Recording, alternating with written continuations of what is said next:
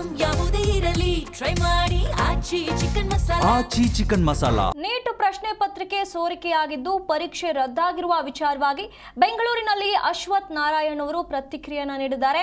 ಅಕ್ರಮ ಮಾಡಿರುವವರ ಮೇಲೆ ಕಠಿಣ ಕ್ರಮ ತೆಗೆದುಕೊಳ್ಳಬೇಕು, ತಕ್ಷಣವೇ ಪಾರದರ್ಶಕ ಮರುಪರೀಕ್ಷೆ ನಡೆಯಬೇಕು ಅಂತ ಹೇಳಿ ಅವರು ಒತ್ತಾಯ ಮಾಡಿದ್ದಾರೆ. ಈಗಾಗಲೇ ಮರುಪರೀಕ್ಷೆ ಮಾಡೋದಾಗಿ NTA ಹೇಳಿದೆ. ಸಮಸ್ಯೆ ಉದ್ಭವ ಆಗ್ತಿದೆ, ಎಲ್ಲರೂ ಕೂಡ ಇದಕ್ಕೆ ಸಹಕರಿಸಬೇಕು ಅಂತ ಹೇಳಿ ಅಶ್ವಥ್ ನಾರಾಯಣ್ ಅವರು ಮನವಿಯನ್ನ ಮಾಡಿರುವಂತದ್ದು. ಈ ಒಂದು ಪ್ರಶ್ನೆ ಪತ್ರಿಕೆ ಸೋರಿಕೆ ವಿಚಾರ ಏನಿದೆ ಅದು ಎಲ್ಲೆಡೆ ಈಗ ದೇಶಾದ್ಯಂತ ಭಾರಿ ಆಕ್ರೋಶಕ್ಕೆ ಕಾರಣವಾಗಿರುವಂತದ್ದು. ಈ ಒಂದು ಅಕ್ರಮ ಇಷ್ಟು ಕಟ್ಟುನಿಟ್ಟಾಗಿ ಎಲ್ಲವನ್ನು ನೋಡಿಕೊಂಡ್ರೂ ಕೂಡ ಇದು ಯಾವ ರೀತಿಯಾಗಿ ಆಯ್ತು ಅನ್ನುವಂತ ಅನುಮಾನಗಳು ಎಲ್ಲ ಕಡೆ ಕಾಡ್ತಾ ಇರುವಂತದ್ದು. ಇದರ ಮಧ್ಯೆ ಈಗ ಅಕ್ರಮ ಯಾರು ಮಾಡಿದ್ದಾರೋ ಅವರ ವಿರುದ್ಧ ಕಠಿಣ ಕ್ರಮಗಳನ್ನ ಕೈಗೊಳ್ಳಬೇಕು, ತಕ್ಷಣವೇ ಪಾರದರ್ಶಕ ಮರುಪರೀಕ್ಷೆ ನಡೀಬೇಕು ಅಂತ ಹೇಳಿ ಬೆಂಗಳೂರಿನಲ್ಲಿ ಅಶ್ವಥ್ ನಾರಾಯಣ್ ಪ್ರತಿಕ್ರಿಯೆ ನೀಡಿದ್ದಾರೆ.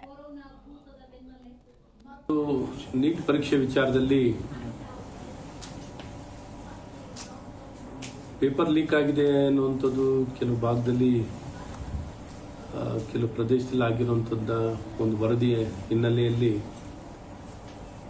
ಈಗಾಗಿರುವಂಥ ಪರೀಕ್ಷೆಯನ್ನು ಕ್ಯಾನ್ಸಲ್ ಮಾಡಿ ವಜಾ ಮಾಡಿ ಮರು ಪರೀಕ್ಷೆಯನ್ನು ಮಾಡಲಿಕ್ಕೆ ಇವತ್ತೇನು NTA ನ್ಯಾಷನಲ್ ಟೆಸ್ಟಿಂಗ್ ಏಜೆನ್ಸಿಯವರು ನಿರ್ಧಾರವನ್ನು ತಗೊಂಡಿದ್ದಾರೆ. ಇದು ಒಳ್ಳೆಯ ನಿರ್ಧಾರ. ಯಾಕೆಂದರೆ ಮೆರಿಟ್ನಲ್ಲಿ ಎಲ್ಲ ಒಂದು ಕಡೆ ಕಾಂಪ್ರಮೈಸ್ ಆಗಬಾರ್ದು.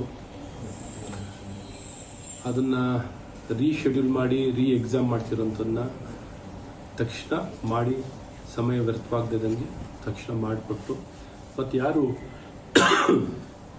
ಈ ಲೀಕನ್ನು ಮಾಡಲಿಕ್ಕೆ ಕಾರಣಕರ್ತಿದ್ದಾರೆ ಅವ್ರ ವಿರುದ್ಧವಾಗಿ CBI ತನಿಖೆಯನ್ನು ಆಜ್ಞೆ ಮಾಡಿದ್ದಾರೆ.